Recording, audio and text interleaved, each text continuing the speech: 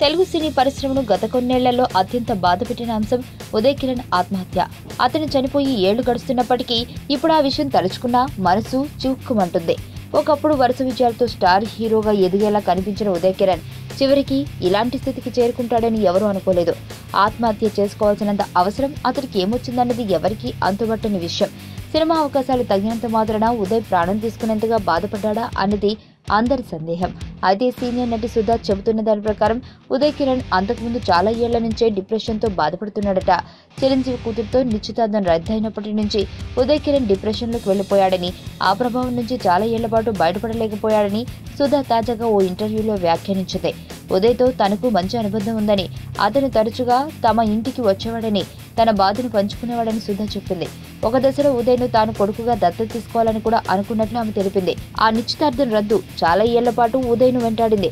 ఉదయ్ ఆత్మహత్యాయత్నం నుంచి ప్రాణాలతో బయటపడి ఉంటే అతను ఆ పని చేసినందుకు చెంప పగలగొట్టేదానని సుధా ఆవేదనతో చెప్పింది.